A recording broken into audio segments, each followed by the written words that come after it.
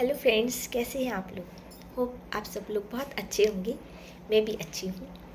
आज की कहानी का मेरा जो शीर्षक है वह है झील का राक्षस। किसी जंगल में एक बहुत बड़ी झील थी। उस झील पर एक विकराल से राक्षस ने अपना कब्जा कर लिया था। वह किसी भी जानवर को उस झील के पास फटकने नहीं देता था। जो भी जानवर वहाँ आता वह उसे डरा धमका कर वहाँ से भगा देता था। अब सब जानवरों ने वहाँ झील के पास जाना बंद कर दिया। कुछ समय तक तो सब ठीक चलता रहा। एक बार वहाँ पर उस जंगल में बहुत सारे बंदरों का झुंड आया। उन बंदरों को पता नहीं था, तो वह उस झील के पास गई। तो उस झील में जैसे ही पानी पीने लगे तो विशाल राक्षस एकदम जाग गया और झील के ऊपर आकर उसने गरजती आवाज़ में उन सबको धमकाना शुरू कर दिया। तो वो सब वहाँ से डर कर भाग गए। तो बंदरों के झुंड का जो सरदार था उसने सबको इकट्ठा किया और बोला कि अब कोई भी उस झील के पास नहीं जाएगा। जो भी झील के पास जाएगा वह मारा जाएगा। अतः आप सबसे हाथ जोड़कर विनती है कि उस झील के पास कोई भी ना जाए। तो सब बंदरों ने अपने सरदार की बात को माना और वहीं पास में एक नदी बहती थी, वहाँ पर अपना पानी पीने का इंतजाम करने लगे और वहीं पर ही अपनी भूख प्यास मिटाने लगे। कई सालों तक यही कार्यक्रम चलता रहा। अब कुछ समय के बाद, कई सालों के बाद एक साल अकाल पड़ा, भयंकर अकाल, जिससे सारे भोजन की भी कमी हो गई और नदियाँ सब सूख गई। पानी त्राही त्राही मचने लगी, पानी की कमी हो गई। जंगल में जानवर इधर उधर बिलखते हुए मरने तड़पने लगे। सबने उस जंगल को छोड़ देने का फैसला किया, किंतु वो जो बंदरों का झुंड था उन्होंने कहा कोई भी स्थिति आ जाए हम इन जंगल को छोड़कर नहीं जाएंगे। इस जंगल ने हमें बहुत कुछ दिया है और हमें इस जंगल से बहुत लगाव भी है। ये हमारा घर है, हम इसे छोड़कर नहीं जाएंगे चाहे कुछ भी हो जाए। तो बंदरों के सरदार ने कहा चलो ऐसा करते हैं कि हम उस झील के राक्षस के पास जाते हैं, उससे विनती करते हैं, क्योंकि अब तो बहुत साल हो गए हैं, हो सकता है उस राक्षस में भी परिवर्तन आ चुका हो सकता है। ये सोचकर वे सब उस झील के पास गए। सरदार ने वहाँ जाकर उस झील के राक्षस को पुकारा और विनती की कि हमें इस झील का पानी पीने की इजाज़त दे दीजिए।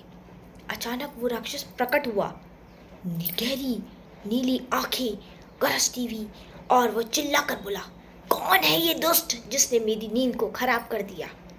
क्यों आए हैं यह सब, तुम लोग मुझे परेशान करने क्यों आए हो। तो उस सरदार ने विनती की हाथ जोड़कर कि हम सबको पानी पीने की इजाज़त दे दीजिए, अकाल पड़ गया है, नदियाँ सूख चुकी है, हम सब लोग बिलख बिलख कर मर रहे हैं। राक्षस ने कहा नहीं, जो कोई भी इस झील के पास जरा भी आया मैं उसको तुरंत खा जाऊंगा।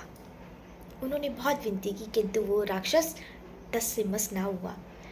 अचानक सरदार को एक युक्ति सोची। उसने सब बंदरों को कहा तुम सब लोग इधर आ जाओ। झील से दूर ले गया और फिर बोला कि देखो झील के पास ही कुछ बंदर एक बहुत बड़ा गहरा सा गड्ढा खोदे और कुछ बंदरों को लेकर वो पास ही एक बांस का खेत था वहाँ पर ले गया और उनसे कहा कि ये एक बांस खूब बड़ा सा बांस लीजिए और उसको काटो। उन्होंने तुरंत उस बांस को काटना शुरू किया। फिर वह सब बंदर मिलकर आए और उन्होंने इधर जब वो वहाँ पर पहुँचे तो उन्होंने देखा कि गड्ढा भी तैयार हो चुका था। फिर सरदार ने क्या किया, बंदरों की मदद से बांस का एक सिरा उस झील में डाला और दूसरे सिरे को अपने मुंह में डालकर सांस तेजी से खींची और जैसे ही सांस खींची उसके बाद तुरंत उस बांस के टुकड़े को, जो एक सिरा तो जिसका झील में था और दूसरे सिरे को जिसको उसने मुंह में डाला था ना, जिससे सांस खींचा था, उसको तुरंत उस गड्ढे में डाल दिया जो बंदरों ने खोदा था। और देखते ही देखते झील का पानी बांस के थ्रू उस गड्ढे में आने लगा। यह देखते ही राक्षस तिलमिला उठा, ये क्या हो रहा है। वो अपने दांत पीसने लगा, गुस्से से गरजने लगा, लेकिन कुछ नहीं हो सकता था क्योंकि वो झील के अंदर था और बंदर बाहर थे, वो उनका कुछ बिगाड़ नहीं सकता था। अब सब ने जब वो गड्ढा भर गया, भर भर के पानी पिया, अपनी प्यास बुझाई और जो जानवर जंगल में बच गए थे उनको भी बुलाया कि आओ और अपनी अपनी प्यास बुझाओ। और इस प्रकार से फिर से वहाँ पर जंगल में मंगल हो गया। तो इस कहानी से आपको क्या शिक्षा मिलती है? इस कहानी से ये शिक्षा मिलती है कि बुद्धि में ही ताकत है। बल चाहे कितना बड़ा हो जाए, लेकिन अगर बुद्धि है ना तो हम बल को भी जीत सकते हैं। अगर आपको ये कहानी अच्छी लगी तो इसको ज़्यादा से ज़्यादा शेयर कीजिए, ताकि आप सबके बच्चे इस कहानी को सुने, उनका मनोरंजन भी हो और शिक्षा भी प्राप्त हो कि हर जगह बल ही काम नहीं आता, बुद्धि बल से ज़्यादा बड़ी होती है। बुद्धि लगाई जाए तो बल को भी हराया जा सकता है। मिलते हैं अगली स्टोरी के साथ, तब तक के लिए नमस्कार।